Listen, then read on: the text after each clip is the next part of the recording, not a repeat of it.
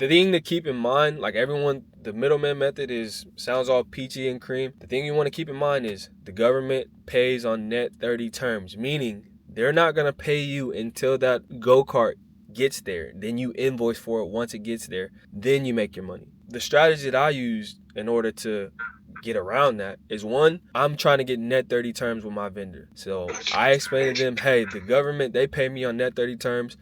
If you want to do a partnership agreement, if you want to do a credit app, whatever you want to do, if you can offer me net 30 terms, get it there, I'll get you paid once I get paid. That's how I fulfilled. They delivered $200,000 worth of product to the government without me sending them $1, and I was able to pay them back once I got paid from the government.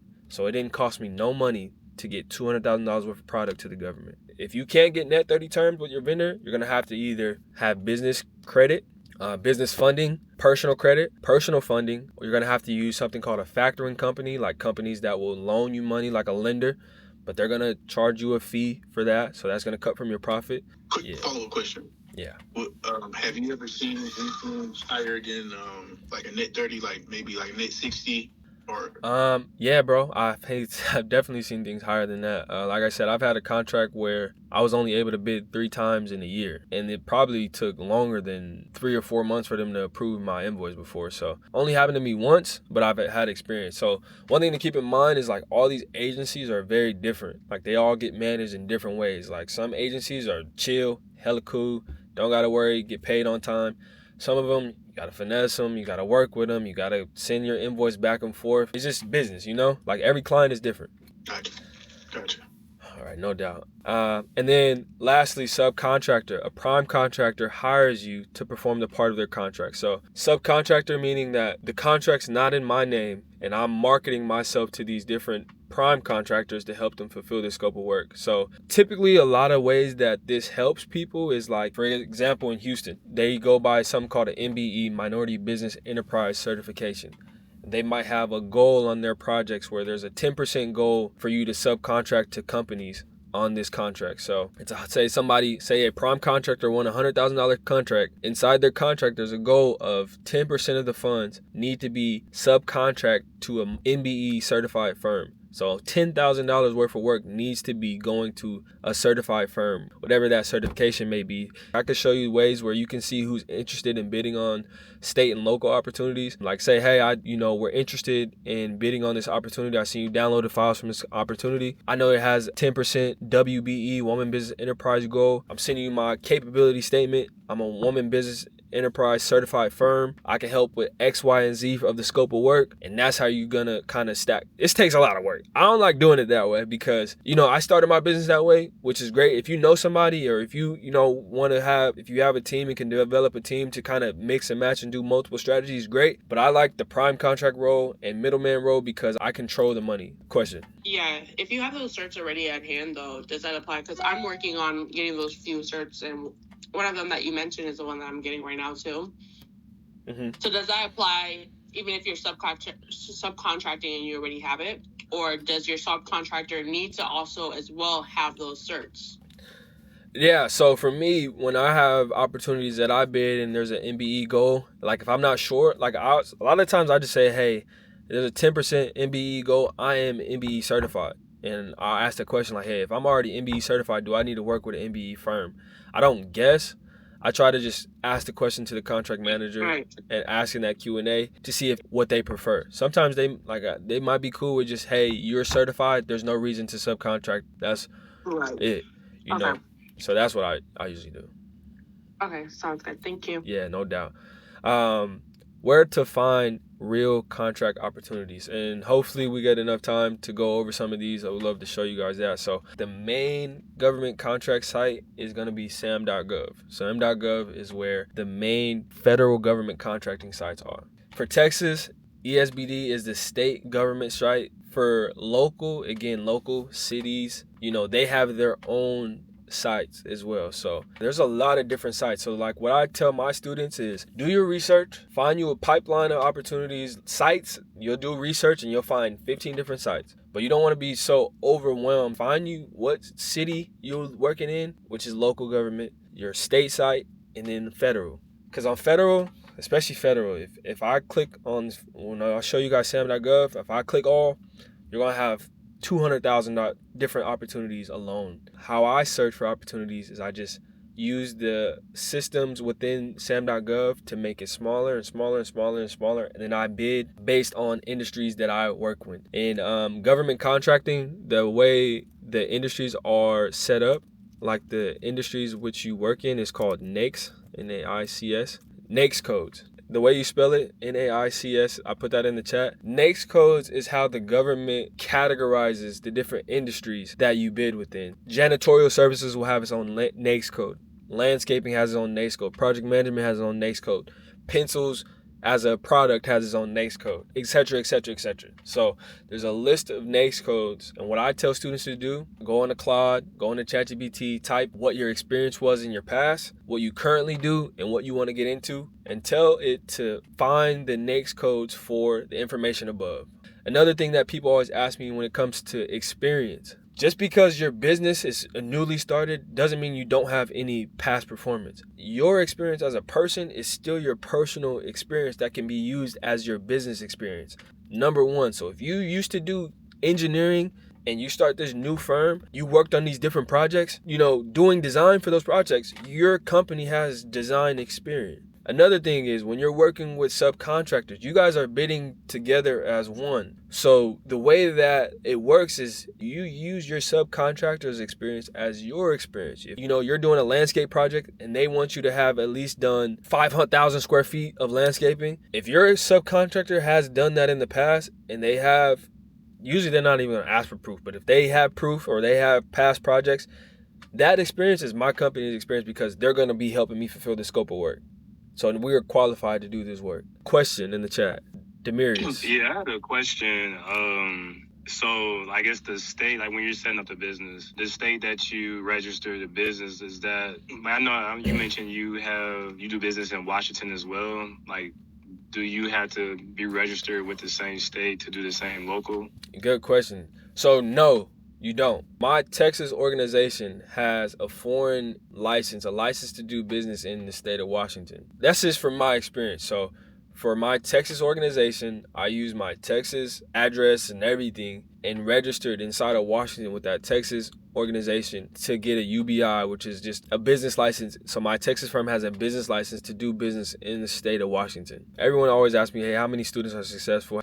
And from my honest and truth experience, like the only people that usually are successful from my coaching are people that already were involved in government contract before working with me. And it's not because they don't have the information. It's simply because their mindset. It's simply because they don't have a system in place. If you're not serious about this, if you don't think you can at least do one proposal a week at a minimum, which is better than what you're doing right now, which in terms of government contracting, which is none. If you can't do one or two a week within your capacity, don't even work with me, Like, just wait until you're ready. It's no rush. For people that do this, like, it is a process. Like, it is not just something, it's simple work, it's simple reading, it's simple steps in terms of reaching out to vendors or putting together a proposal. But it's not like a get rich quick thing, you know what I'm saying? It does take time, but I guarantee you, if you keep bidding, you're gonna win.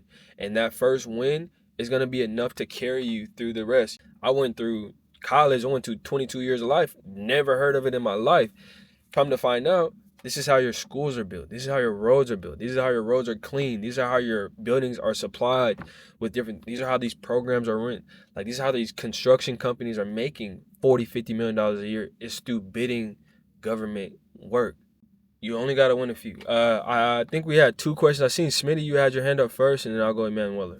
How long did it take you to learn government contracting? Like, from breaking it down to simplifying it yourself, right? All the way till, I think, after your win, because you said you won pretty early on. Well, I actually won my first opportunity that I bid, but I would say, like, it's very simple. Like, my mom told me something that really, like, changed my perspective on it and changed what, like, she said, if you want to hide something from a black man, put it in a book. We don't like to read.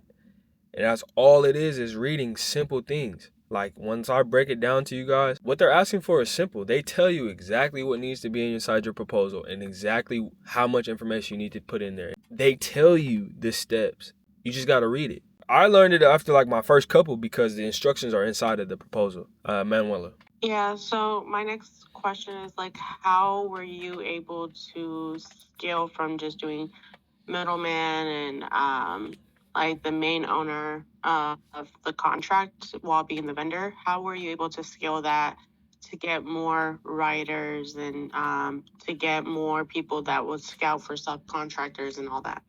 Yeah, great question. So I was able to scale in terms of output, how many bids I put in by learning about virtual assistants. So that's how I staffed a lot of my writing team, a team that finds opportunities for me, that writes the rough drafts for me, and they just work with me to help finalize them, and then they submit them on behalf of my company.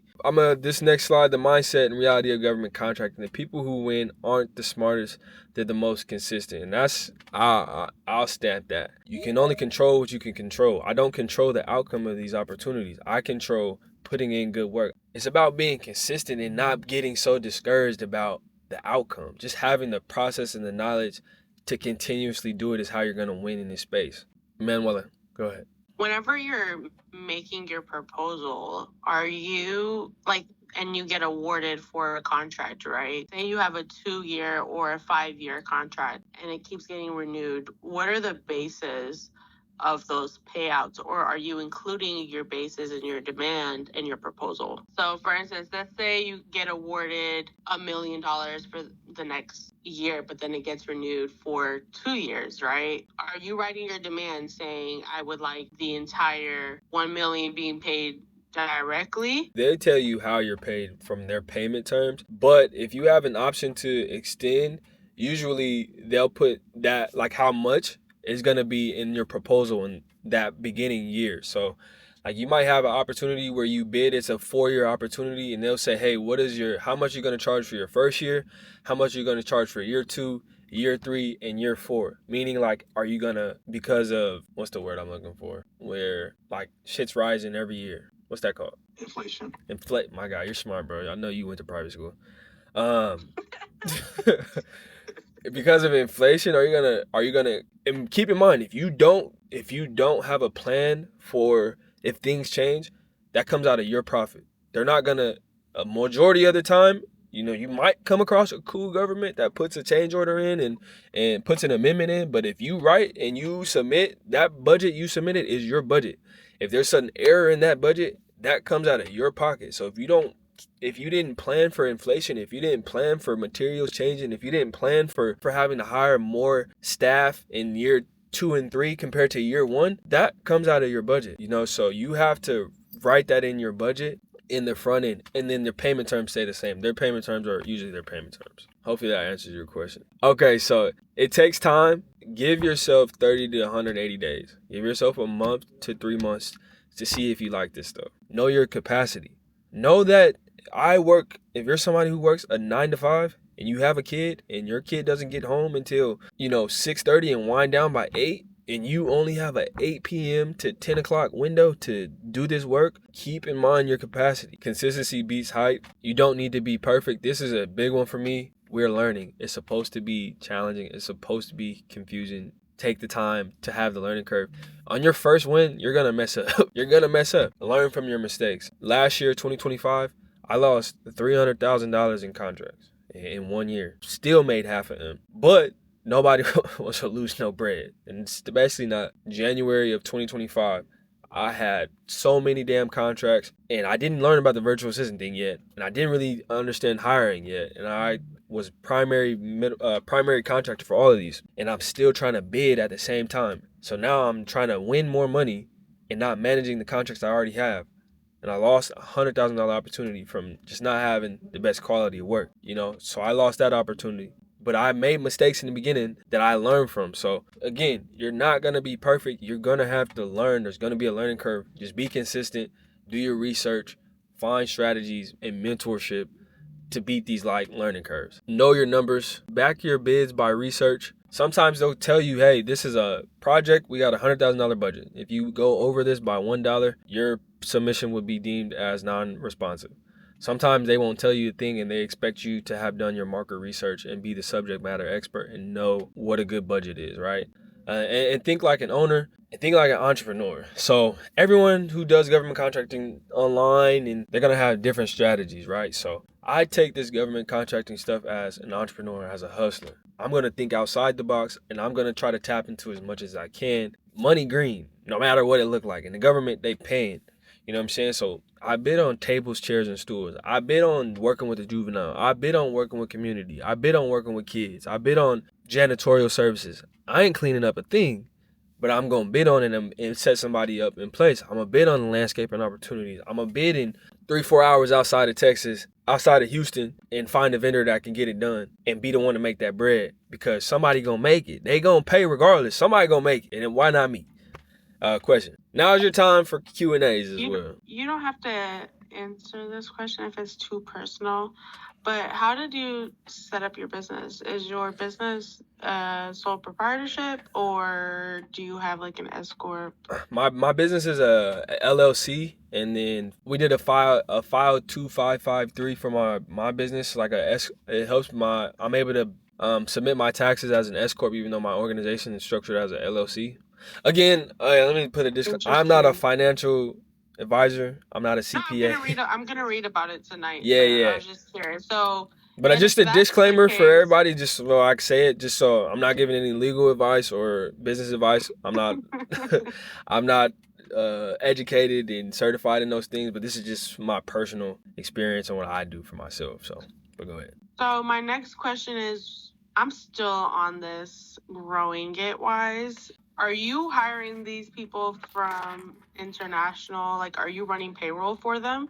I intend on, at the same time, not only applying for proposals, but simultaneously also applying for grants, so that way I don't have to use my own equity or line of credit or whatever the case may be. So yeah, I was just curious how they do that, because when it comes from a grant perspective, they typically want you to write payrolls to the people on your team. Yeah, then you just set up a payroll.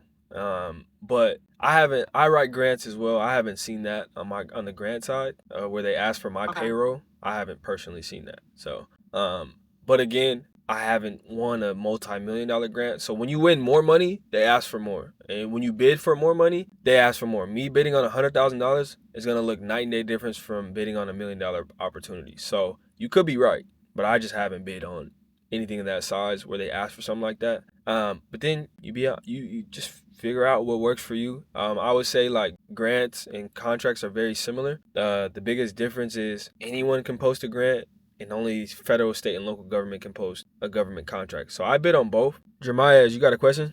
I'm still in the beginner stages. In the beginning of SAMS.gov, I wanted to see if I could be able to edit out some things. I did get my cage code, but I'm just trying to see if I can still edit out the information that is in SAM.gov. Or am I able to like edit that information out? Because on just to tell you my situation on taxpayer, I didn't put my company, I just put my name, and I was doing it too fast. Yeah, you could change information in SAM.gov. But at the same time too, with that question, because I've had that situation happen to me before too. And if you call SAM.gov, they'll help you out. I was gonna say that. Another thing you can do is call. They have a helpline, and they 24/7. They answer. They'll walk you through it. But however, please bear in mind that if you do edit that information, it's kind of like starting your registration all over again. But it'll keep the information that you put in there. You just have to keep clicking through it. Oh, gotcha. For sure. But you might get a new UEI number. UEI or cage? Well, even if I have my cage code. Yeah, because you're changing the taxpayer information, so it goes through the same registration process that you did in the beginning. Okay. Yeah. All right. Thank you. Yeah, and then another helpful lady, I don't know her name though, but she's light skinned. She kind of got like, she's pretty good. Fire.